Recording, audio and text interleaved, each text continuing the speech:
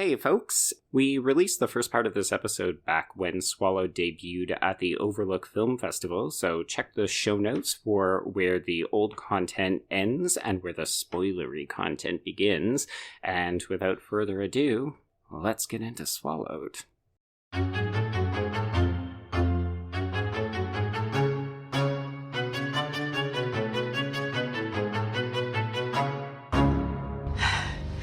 You might actually be the most derivative one of all. I mean, Christ, the same house. Maybe so. But you forgot the first rule of surviving a stab movie. Never answer the... I'm bored. Wait!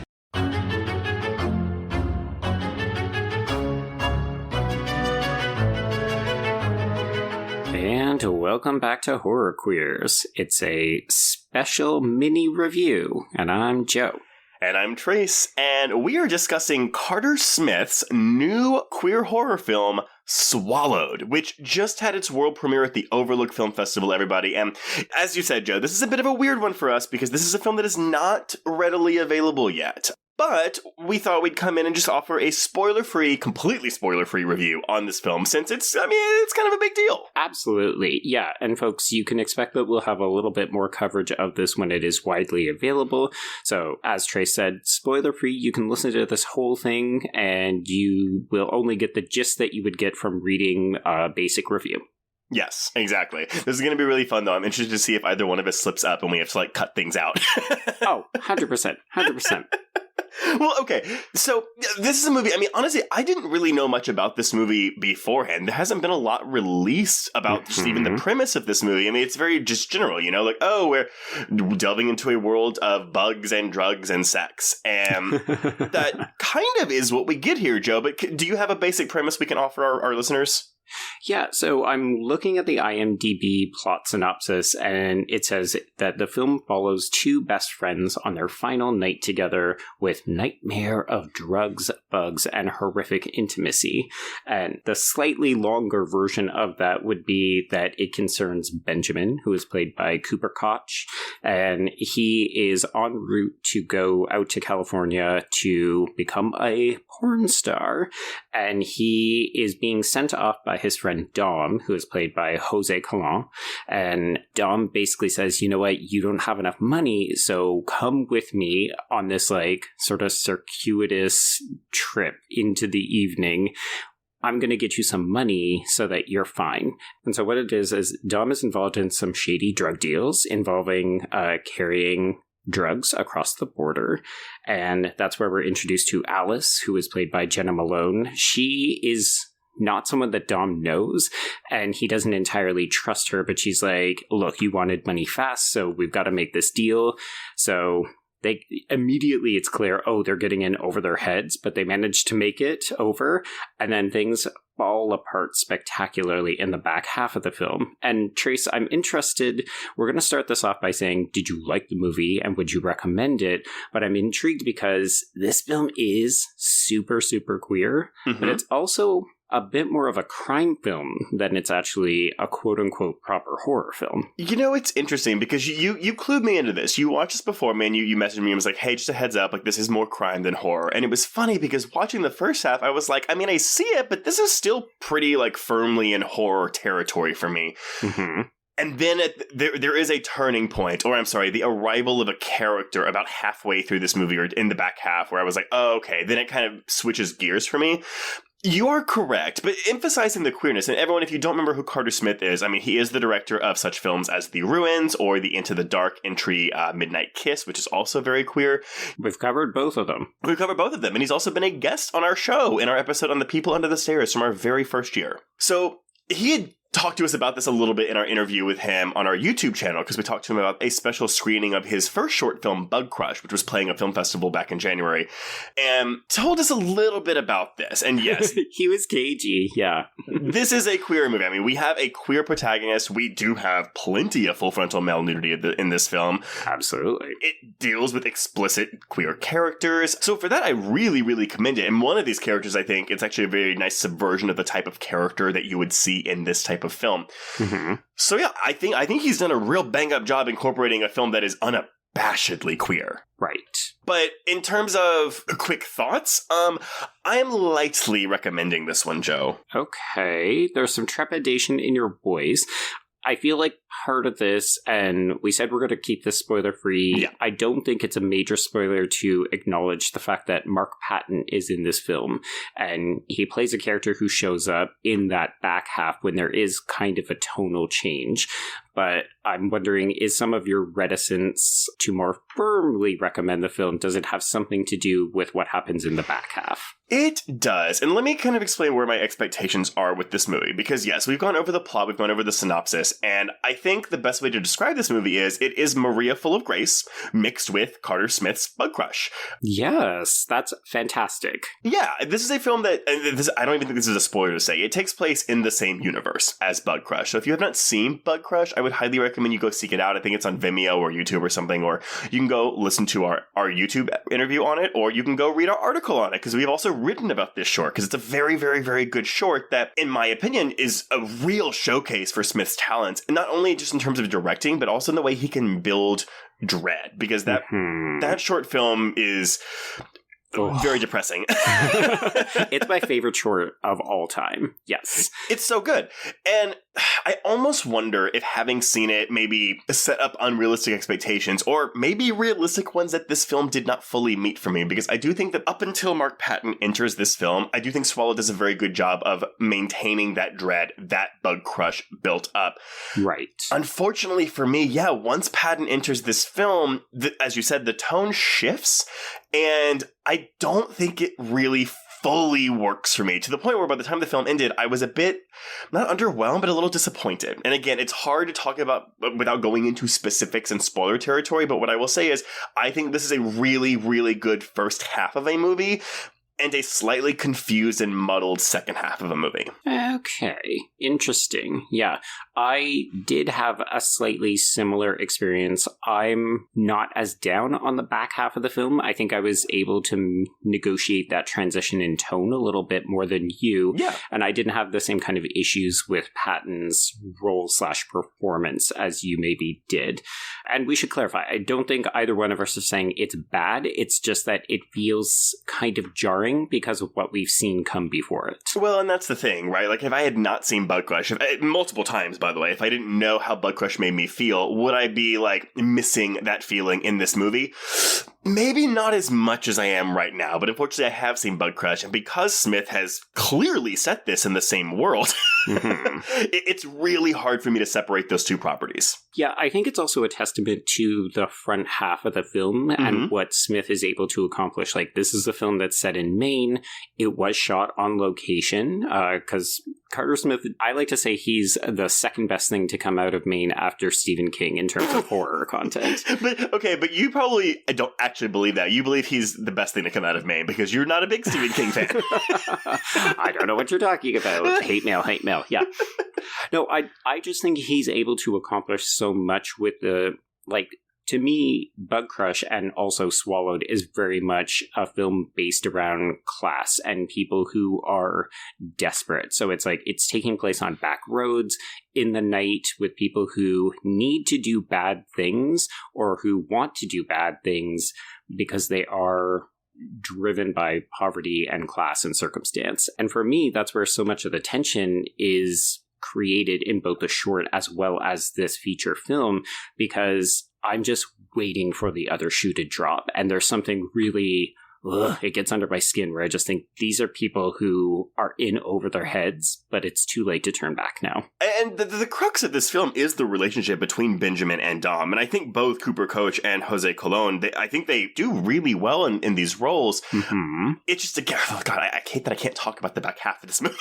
No, you can't. No, I know. But the focus kind of drifts away from their central relationship into something else. And it becomes more Benjamin focused, which is fine. It's just, I don't find it as effective. Right. I think it's a bit of a testament to the relationship that they very quickly establish in even the opening scenes, right? Like, the movie opens with them in a gay bar. We're uncertain as to the nature of the relationship. Are they lovers? Are they friends? Are they former lovers who are now just friends? And the movie kind of delights in playing around the sort of will they, won't they nature of their relationship. Mm-hmm. And yeah, I really think that Smith does a great job in writing. And then I think Coach and Cologne do well to bring these characters to life in a really easy way. Like, they have such an easy chemistry with one another that when shit does start to hit the fan, you're very concerned for both of them. Now, I will say, though, and it shouldn't be a shock to say that I think Jenna Malone is excellent in this movie. Fucking great in this movie. I love her in this movie because she's not necessarily a villain, but she's definitely dabbling in some moral gray areas where she's like, I have to get this done because I'm a drug dealer. So, yes. So let's do it. And there's just a ferocious intensity to her character that I just love watching in this movie. Mm-hmm. Yeah, this is rough and tumble Jenna Malone. Like, I think a lot of people will come into this expecting her to be nerdy like Amy was in The Ruins, or they're going to see her from Saved, where, you know, she's kind of likable, but she's got a bit of a bite. And this is like, Jenna Malone does Alice as having fallen on really hard times. Like, she will do whatever the fuck she needs to do to get the job done, and she does not give two shits about these queers. Yeah, this is Neon Demon Jenna Malone. Oh, yes, actually, that is... Yeah, she doesn't have the same sexual proclivities. But that same kind of, you know what, I will throw someone under the bus if it means that I get away and I get my money. Well, and again, that to me, it really raised the suspense for a lot of the film, because it's like, oh, like, I couldn't ever get a grasp on fully, until a certain point, whether she really cared about whether these guys lived or died. It was like, okay, is she just worried about the deal? And we haven't really talked much about the deal itself, and I don't know how much we want to go into it outside of the fact that if you have seen Bug Crush, you probably know what the deal is. Mm-hmm. Yeah, it's not a kind of conventional approach to the topic. And the Maria Full of Grace, if people don't know what that involves, it is very much like you consume the drugs so that you can carry them across the border. But obviously that has a certain level of risk. And particularly in Swallowed, that's also where some of the queer content comes from. And it is abrasive, it's unexpected, it's uncomfortable. And I was really intrigued because one of the reasons that we got to cover this is because the filmmaker and also the PR team were very much like, this is queer horror. We want to get this into queer horror fans first and foremost. Like, they are going to appreciate this film in a different way than conventional audiences do. And I don't know about you, but I feel like this is going to shock some straight folks, Trace. Very, very much so. And again, that's where I'm kind of like, oh, I feel bad that I'm like less high on the second half of this film, because that actually is kind of where the whole movie is queer, but we really start delving into more explicitly very just queer only type things in that second half. And again, it's a thing where I'm like, oh, I really appreciate that they're in this movie. I think this film does some really interesting choices with typical non-queer narrative tropes where it queers them up in a way where I'm like, oh, that is really, really interesting. So I appreciate that Smith does that with his screenplay. It's just, again, at the end of the day, I just don't know how the mishmash of tones here, if the execution is going to work for everyone. Right. Okay. So maybe to start to bring this to a bit of a close, do you anticipate that this will, A, play well with general audiences, and B, do you think it will reward repeat viewings? That's kind of a trick. Not a trick question, but that's a tough question. It's a complicated question. Well, okay. So just as a movie, let's remove the queer aspect, right? Like, this is a low budget there's a low budget indie horror film, and I don't ever think it's slow. And there's never a point in this film where I'm bored. I'm very much invested in what's going on because it really hits the ground running as soon as we move past this queer bar in the opening scene. So on that level, I think yes. In terms of the content, though, we're talking about queerness. I mean, like, are we talking like mainstream general audiences, or are we talking like horror fans? You know, like, I think horror fans will dig this movie. Okay. There is one very explicit scene of, how do I say this without being spoilery, of body horror, let's say. Right. That I do think that is steeped in queerness. Yes, that is a good way to put it. And I think that's probably going to be if anyone has an issue with this film, or they're like, oh, that's too much, that's going to be the one. Right. I do think that the film's budget limits some of the effectiveness of scenes like that. There are also some things that are off screen because we can't afford to have the effects for those things, and I'm just kind of like, you wanted to see it. Yeah, and look, I know we are dabbling in that, sometimes what you don't see is more scary or it's more effective or whatever, but unfortunately in this film, I don't fully agree with that. So I think that this will be a really interesting watch. I don't know if it's going to be something that people latch onto. Now, in terms of repeat viewings, I don't know. I haven't seen it a second time, so maybe I should go back and watch it again to see if I pick up on new things. Right. Yeah, I guess I'm mostly interested to know if when we anticipate what's to come in the back half, if we can sort of steel ourselves or prepare ourselves, like, here comes the transition, will it land better? Or will it continue to be like, no, I just really prefer the front half a bit more? Absolutely. I mean, that's how it's going to be with most movies, right? Where it's like, we're taking a turn here. And unfortunately, at this time, the film doesn't have a distributor, so that's why it's playing the festival circuit, right? To get the word out, so hopefully someone will snatch this up and release it, ideally later this year, so y'all can all hear us talk about it in more detail. There we go. Yeah. But what about you, Joe, though? Like, how do you think this will play with regular audiences? I'm in agreement with you. I don't know that this will work for sort of normies. I think horror people will give it a sample because Carter Smith has begun to make a name for himself. I mean, this is interestingly enough made out of his All the Dead Boys productions, and we've talked before about how Carter's background is in fashion photography, so he's got a great eye for how do things look.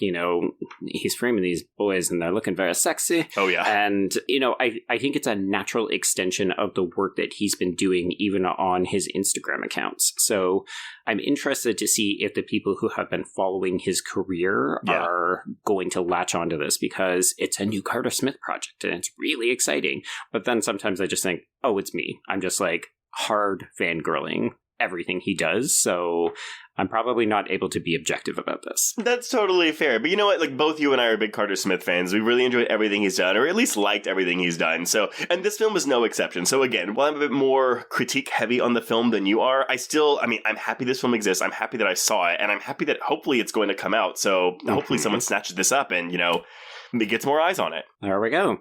So I think that's about as far as we can take it without getting into spoilers. So folks, as we said, keep an ear out. We will be back when the film becomes more widely available. Yes, and I guess on that note, we can cross out our spoiler-free Swallowed review. Yes, we could cross that out and cross out Horror Queer.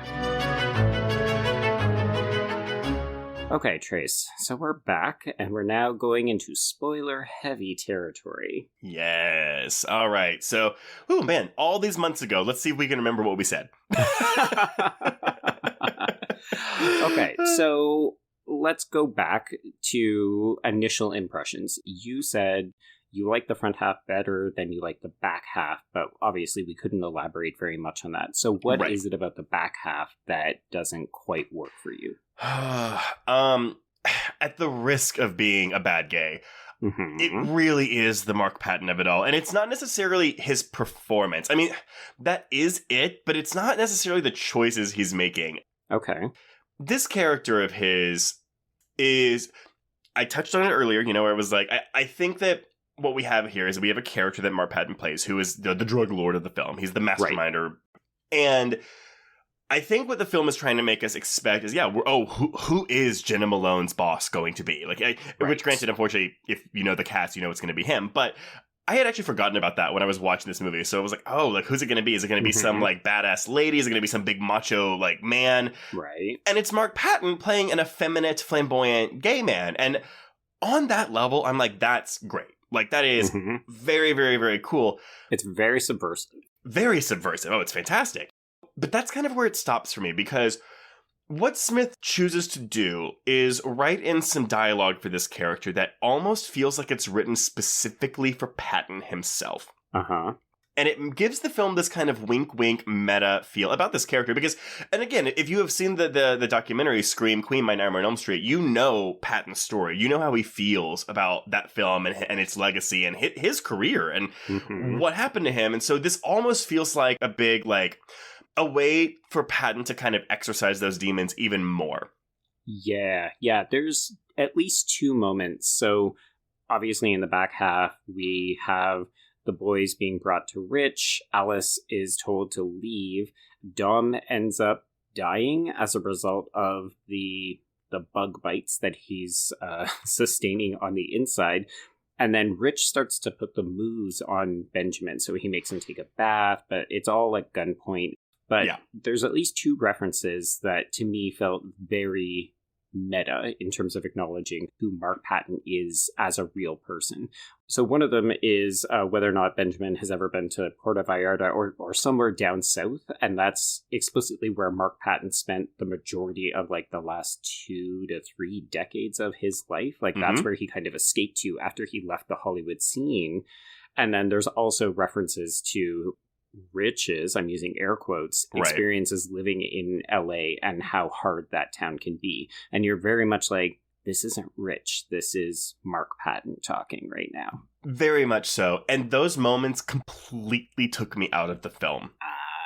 So it's a thing where I'm like, well, but not everyone's going to feel this way because not everyone's going to watch this movie knowing who Mark Patton is or what his story is. You know, even if you've seen Nightmare 2 and you haven't seen that documentary, you haven't seen what Mark Patton looks like recently, you may not even realize it's the same person, which that might make the viewing experience better for you. But for me, unfortunately, I was just kind of like, and again, I talked about this in the earlier portion of the episode where I was like, the dread and the tone of Bug Crush, which is matched for the most part in the first half of this film. Right. It doesn't mold with, we're doing this wink, wink, nudge, nudge meta-ness with the Mark Patton character. It felt extremely out of place to me. So that was part 1 of my issue. Okay. Then I couldn't figure out if the film was wanting us to be intimidated by Patton's character or if we were supposed to find him delightfully entertaining, because I think in the beginning it's the former. I think we're supposed to feel like, it's a flamboyant gay man or guardian. Oh God, he means business. That's it. Oh my God. So that works. But then, we have, towards the end of the film when he's like, you done dick teased the wrong queen, bitch. And it's like, wait, what? It started entering camp territory for me, which, you know me, Joe. I can appreciate that as well, as much as anyone can. But again, it was too much of it was tonally jarring for me, where I was like, this doesn't feel like it belongs in the same movie. It feels out of place. And unfortunately, and I hate saying, it's because of Mark Patton that the end of this movie really falls apart for me. The way he gets revenge on him is by paralyzing him and shoving him down an outhouse toilet. It is Sleepaway Camp 2, baby. Yes! No, it absolutely is! And I got that reference, but again, I'm just like, it doesn't match the first half of the film for me. It's a challenge, right? And I think it's one of the reasons why I was curious to know if you thought that this would play better when we know what's to come. So I didn't have quite the same concerns as you, but I did note that, suddenly it feels like the film has taken on a different kind of energy when Mark Patton comes in. And that's really because so much of the film before it has been not just dread-inducing, and we're really concerned for these 2 boys, and we're wondering who is Alice's boss, but also it is really building up to this big reveal. So Mark Patton comes in, and he's mincing and he's effeminate, but also he's brandishing a gun. Like at one point he sticks it into Benjamin's mouth after making him disrobe, and you're just like, he's a predatory older gay man who is also a drug dealer and a killer and all of these other things. And all of that I thought was really interesting, but the tone does vary wildly as Patton shifts his performance, to the extent that I almost wondered, you and I have dealt with this personally when we recorded our live episode with him at Fantastic Fest back in 2019. I think Patton is a bit of a wild card, and sometimes I don't know how much you can control him so much as you can work with him. Like, he's going to give you certain things, and you either go with it or you try to get something different out of him, and I wonder how much of this was scripted versus improv. It's so funny that you said that, because I watched this with my husband, and he also was struggling with it the same way I did, whereas, like, that last half we were like, what? What is this? What's happening? Oh my God. Like, who is making these choices? And he looked at me and goes, that's probably all Patton. Like, I can guarantee you Smith was telling him do this, and his Patton was like, okay, I'm going to do this instead. But, and maybe I'm wrong. Again, maybe this is a collaborative effort between Smith and Patton. We don't know at this point because we haven't talked to him yet as of this recording. Right. But it's a thing where I'm just like, I'm just very confused because, again, the work of Bug Crush is the work of a filmmaker where I'm like, okay, you have an idea and you are really going for it, like you're pushing through with this. Right. And Swallowed just feels a bit more confused to me. And I'm surprised to be saying that about a film that's written and directed by Carter Smith. And again, I'm not trying to say I don't like this movie. I do like it. I'm not in love with it like I was hoping I would have been. Yeah, I'll confess that was one of the other areas that I was a little bit worried. Like, I literally hit play on the screener and I just said to myself, please be good. Yeah. It's partially also that you and I have built up this idea of what a Carter Smith film, be it short or feature length, will be. And in some ways, I feel like the struggle we're having with this is reminiscent of the Into the Dark episode, Midnight Kiss, where it's doing some things really cleverly and really well. And like that one's actually a collaboration between two filmmakers that we really like and respect. Right. So I can't help but wonder if part of this is that our expectations just weren't entirely aligned with what the finished product is. No, I agree. And I do think budget's a limitation here. You know, I touched on this earlier, but now I can finally go spoilery with it. I really hate that Jenna Malone's death is off screen. Yeah. And I was kind of like, that's weird. But then we keep seeing her body later in the film. So I was like, well, you had her. Like, I guess we just don't have the money for the effects here. Or we're spending all the effects on the bugs. Which, oh, actually, I'm sorry, Joe. We can finally say, it's bugs. Yeah, that was probably our least successful attempt to dodge spoilers when we kept saying, if you see Bug Crush, you probably know. Wink, wink, nudge, nudge. Yeah, so they are carting these drugs across the border, and it's the exact same bugs that we have seen in Bug Crush. So they bite you, you get a high. The innovation of this film is that Rich, the Mark Patton character, has actually managed to find a way to capture their secretions so you can roll them up into, like, pot or a cigarette or something like that, so you get a different kind of contact high. He can milk them, I think is what he says. He does say milk. Oh my god, okay. We're not ready to touch on just how fucking queer this movie is, but I will say the novelty of, because you really think, oh, okay, they're just smuggling cocaine or something like that. Whatever. Like, that's what is going on. Well, because we see it earlier when Don gets attacked in the rest stop by a man who's, well, he's being homophobic, but he also seems to want them to suck his dick. 100%. To me, that's like, oh, that's ultimate straight boy material right there, where he's like, don't do gay shit unless you're going to suck my dick, and also I'll just pretend you're a woman. Well, it's also, I mean, it's at a rest stop, like a notorious spot for truckers using glory holes on each other. Yeah. So one of the things that I really ended up enjoying was this reveal that, okay, it's not coke, it's not heroin, it's, oh shit, these are live beings. So when Dom ends up getting hit, it ruptures one of the sacs, and then he's basically riding high, but it's to the point where they don't know how they're gonna help him because he's completely paralyzed and his body starts to shut down. And his penis is rock hard. Oh my god. Yeah, okay. We've said too many queer things in a row to not just say. So, Trace, how gay is this movie? Very gay, Joe. So I will say that is one of the things that Carter Smith is 100% delivering on. I mentioned in the front half that they were deliberately seeking queer reviewers because they knew that we were going to respond to this maybe slightly differently than other folks. And I have to say, I went into this being like, oh, I hope it's really queer. Like, we've been hearing from Carter himself, from the PR folks, it's really queer. And I'm like, how queer could it be? And I feel like even from the opening moments, it opens in a gay bar. We've got two men talking about their affection for one another. One of them is going off to be a motherfucking porn star. And then, we're getting full frontal from both male leads. We've got Mark Patton acting like a queen. We've got, queer icon Jenna Malone. But then also, let's talk about butt stuff, Trace. So we really tried to tease this in our earlier episode, y'all. But yeah, we have a fisting scene. 100% fisting scene. Like, prolonged fisting. Very prolonged, very painful. It's, I mean, wow. I can confidently say I have never seen anything like this before. Because honestly, the whole time I'm sitting here, I'm like, okay, well, they're just going to cut them open. Like, they're going to cut this guy open because that's what happens in Maria Full of Grace with Grace's friend. Or with Maria's friend. But Yeah, instead they decide to, fist him to pull these things out, which unfortunately still doesn't really work. Yeah, and it's an interesting, even this is a bit of a reversal because they have both consumed these. So Dom has eaten, I think it's 4 or 5 of these little bags, and then Ben has consumed 1 under duress because Alice forced him to at gunpoint. Again, she's not a good person. Yeah. But you think, okay, it's going to be the queer man who ends up having to be fisted because, I mean, that's what gay men like to do. Things up the butt, right? Mm-hmm. And really, even though Dom has expressed affection and even love for Ben, up until this point, we're sort of nebulous on how he identifies. Like, we've heard Ben say, oh, well, like, you're straight. But obviously, their relationship is more complicated than that.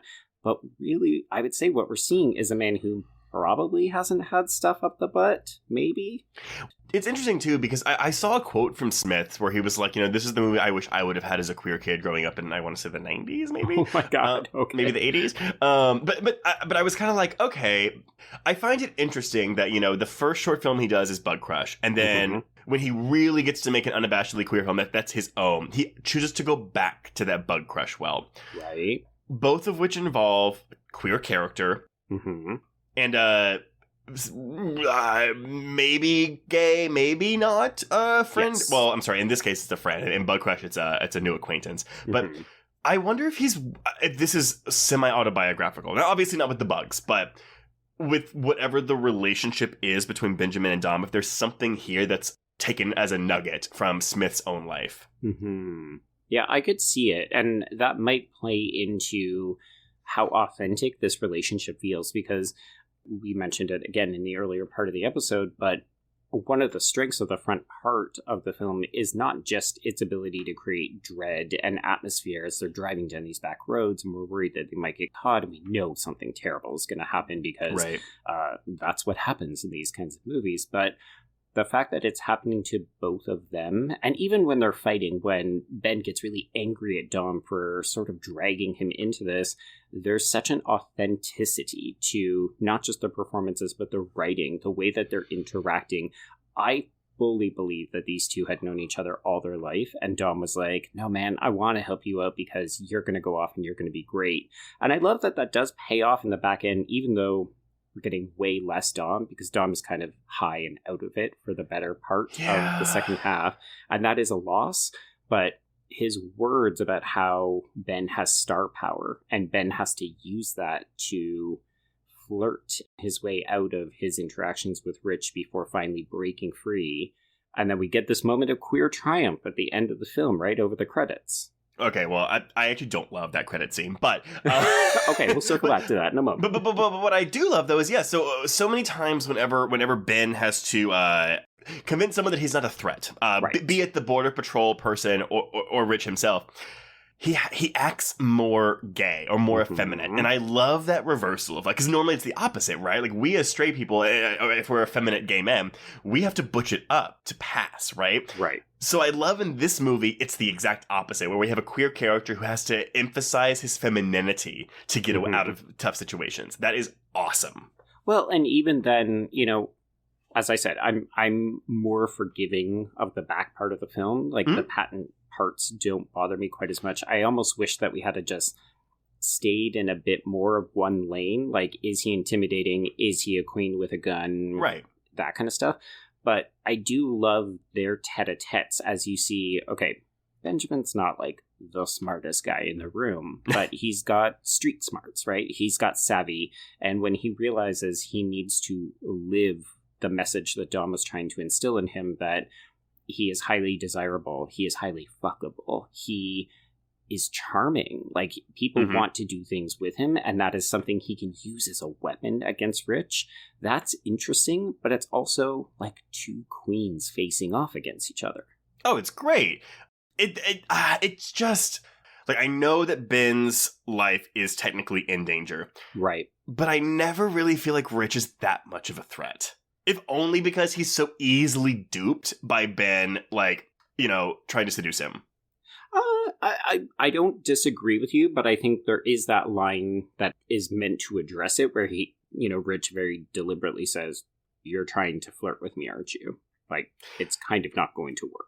Yeah, but okay, see, I actually read that more as a, I think you're flirting with me, but let me just say it, just get it out there so I can really pick up on it. Okay. But I don't know. But that's the thing, right? Like, I mean, I'm picking it up this way, you're picking it up another way. I think it might be a problem that it could be misconstrued. I do want to point out, the only thing I don't like about that ending credit sequence, by the way, is it feels very lifeless. Like, and maybe that's the point, but Cooper Coach's performance, he just looks so bored in this scene. Oh. And it doesn't, I don't know, I kind of sat there like, why is this here? Outside of, okay, yay, he made it to LA. He's a porn star and he's getting, his squirty awards or whatever the fuck he's getting. But it just like, I don't know, it just seemed like there was no energy in this scene and it felt very tacked on to me. And also, it didn't seem like he was really that upset about Dom's death. Yeah, I mean, it's a tricky part. This isn't the longest film either, so we don't really get to see the immediate aftermath of, like, what happens when the cops arrive. Like, I half expected Alice to maybe still be alive, but really, we're dumping Rich into the toilet, and then we're done. Free and out. Yeah. Which I can appreciate. Yeah. And maybe this is a budgetary constraint where, that's what we plan to do, or maybe we don't need more. But I don't disagree with you that there's less energy in this ending. To me, there was an artifice on display, and it made me instantly think of Brent Corrigan. Okay, you know what? That's a really good comparison. It's not that I dislike the concept of this little post-credit scene. I just think it needs to be reshot. Okay. So, folks, if you don't know who Brent Corrigan is, I feel like we've talked about him in a previous episode, but he is a porn star who was inducted into the industry when he was underage. He was sexually abused. He was involved in a famous real-world murder where someone basically wanted him for a rival studio and they killed the other person to get him. That person went to jail. Another person died. But, you can see the sort of trauma in his facade. Like, the public persona that he presents is very happy-go-lucky. I'm a twink. I will win awards and I will look fantastic doing it. But it's like, it's a falsity, right? Like, I'm a real person, but I've had to dull myself because of the terrible things that have happened to me. So for me, the post-credits piece doesn't play like real until he says, like, the people who got me here. And you're like, okay, he's referring to Dom. Yeah. And that's the closest we can get to the crack in the veneer. Yeah. I mean, would I have liked something better? Would I have liked something more emotional? It's hard to say because... nevertheless, I mean, it's just the button at the end of the movie. It's not a huge deal. It just, like... it's interesting because, again, when the movie ended, I was like, oh, that's it. And then we get that, and I was like, oh... I did want more, but I didn't really want that, if that makes any sense. Yeah. But anyway, but what about the way Smith directs this film? Because I do think he always has a really good intimate touch about his cinematography, right? Yeah, I mean, if there was any doubt that he photographs a lot of half-naked men and, like, captures the sort of realness in it, but also the artifice, like, the way he's shooting, particularly Dom and Benjamin, is you can feel the high fashion in it, and yet it is intimate and it feels raw in a way. Like, I love that this film is shot in Maine very explicitly, and it's all back roads and truck stops and cottages and runs through the woods. So my question, so what border were they crossing? I think it was Canada. Okay, that's what I was like. When I hear border, I immediately think of Mexico. But but I was like, this isn't Mexico. Definitely not Mexico. Sorry, continue. I just love that idea. Oh, okay, so the bugs are in Canada. Yeah. We are importing from the crime capital of Canada. There's so many trees. So many trees. But yeah, were there any sort of, like, standout moments or shots for you? Honestly, this is gonna sound gross. I actually really like when we get Dom is in the stall in the rest stop. Like, it's very uncomfortable, and Carter Smith doesn't shy away from getting, like, right. I mean, we're not looking at his asshole, mind you. Like, we're not, like, seeing him, like, shit these things out. But we almost are. We almost, I literally for a second was like, oh my God, are we going to see one of these things fall in his hand? Like that's what's going to happen. He really likes to pull these tight close-ups, and especially in, again, a fucking rest stop bathroom stall. I felt the most claustrophobic in the film in these scenes. And again, I mean, we have a threat of a gay bashing here too. Oh, 100%. Yeah. I was trying to figure out, because this is still relatively early in the film, I was like, where is this going to go? How far are we going to take this? And also, I will confess, I legitimately was not expecting wolf frontal. I was not expecting erect penises. I know. Look, I'm sorry, what a plethora of erect penises we've been getting, right? We got Violation, which is a super sexy movie. It's not sexy. We have Possessor with that erect penis, and now we have this. I mean, really, we have unleashed the peen. Like, we were getting limp dick in Men, a couple of other things. It truly is the era of dick. It really, really is. And, you know, I expected this from Carter Smith, but I'm just happy that he followed through with it. Well, and I feel like one of the things that we should maybe put some kind of condition on is, like, there's only one moment where I was legitimately like, ooh, a penis! Like, when we see Dom's hard-on as they're taking him out of the rest stop, when he is clearly starting to become under the influence of the bugs, and I was like, oh shit, that's just like a big hard dick. Wow, okay. Oh shit, that's just a big hard dick! Horrorcore's out of context.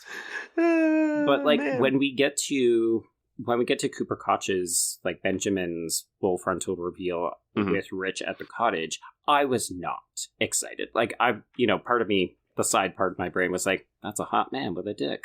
Right. But, like, the circumstances are so different that I love that this was a more nefarious nudity. Like, this was nudity under duress. It was not sexy. It was not cool in that regard. So while my, reptilian sex brain was like, yes, dick. In the context of the film, I was like, oh, you've made nudity not fun. See, and that's where I kind of disagree. So, I mean, with just generally what is happening, yes, it shouldn't be fun. But again, because of Patton's, whenever Patton kind of lets down his guard a little bit, when he's like, what's your name? And he's like, he's cleaning out. I'm like, okay, this became more of a, I'm going to say fun battle between them of, like, sexuality. Okay. It became more of like a chess game, which, I mean, again, it is that no matter which way you put it. But again, because the dread that I was feeling is kind of gone by this point, I was kind of like, ooh, like, let's see what he does. How's he going to hoodwink Rich this time? Okay. I was getting that a bit more in the bath sequence where we know that Benjamin has found some kind of blade, and you're waiting to see if he's going to attack Rich when he comes in. But again, I think the way that Carter Smith is shooting this is like, it looks like it could be a fucking cologne commercial. You're just like, there's a hot boy in the bath. And a part of me even too, I mean, not to go all the way back to Patton's is like threatening abilities, but it's like, well, am I saying that because he's being effeminate, so my mind is saying, oh, he's not threatening because he's effeminate? Yeah. Or is the film not doing enough to show how threatening he is or can be? I don't know, unfortunately. Okay, so how do you feel about the moments when Ben has to basically run in his underwear through the woods and he's being chased? This is after he stabbed him with the tweezers, right? Correct, yes. It's fine. Okay. I never really thought that Mark Patton was going to catch up with this guy. I wonder if it's just like the disparity in how young and fit Cooper Koch looks compared to Mark Patton, who looks like absolutely. He's a middle-aged It's not man. a Mark Patton specific thing. It's just like, I just don't think that this man who is of his age is going to be able to catch up with this very fit, soon-to-be porn star who's running through the woods without a wound in his neck. Right, yeah. So, I mean, again, this is where I'm really interested to see, though, like, with our listeners, like, what, if they felt similarly to me, or if they did find this threatening, am I going to be in the minority here? Okay. Do you have any other final thoughts about Swallowed? I mean, look, I will still go back and sing the praises of Jenna Malone. I think she's great in this movie. I do hate that we lose her so early and off screen. I feel like it really kind of mutes her character's death, but I think she makes a great impact on the proceedings. Yeah, hard agree. I love that she was playing a different kind of role than we've come to expect from her. Like, this isn't sexy, glamorous. This isn't like sort of dowdy every girl. This is Jenna Malone fell on hard times. I feel like I already said that. You did, but it was okay. It was months ago, or maybe even or a year ago, depending on when this comes out. Yeah. But I fully agree. And I can't help but wonder if it's because we fucking love Jenna Malone and she is biting off pieces of this set saying like, yeah, I'm this character. I'm devouring this role. So when she's gone, you're like, ooh, energy.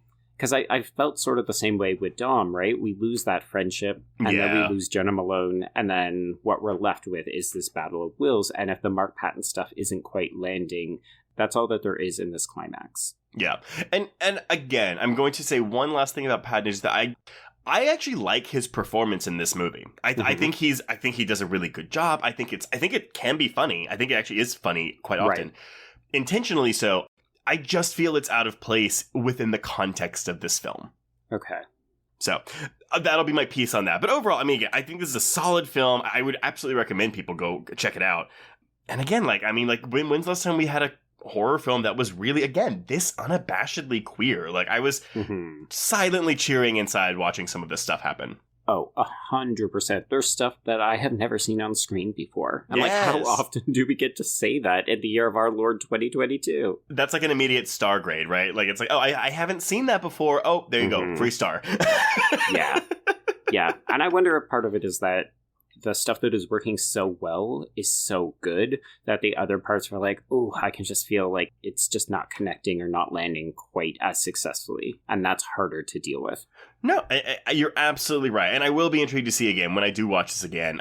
Because that's the other thing too, right? Because the bug reveal is saved for Act 2. It's like the beginning of the transition from Act 1 to Act 2. Right. So I wonder how that will play again when you watch the movie knowing already what's going on. Yeah. Okay, well, yeah, everyone, so hopefully you have watched Swallowed, because we've spoiled the fuck out of it by now, but if you haven't, please go check it out right now, wherever it's available, and, let us know your thoughts. Let us know where you fall on the spectrum of the opinion of the film, and on that note, we can cross out Swallowed. Indeed, and cross out horror queers.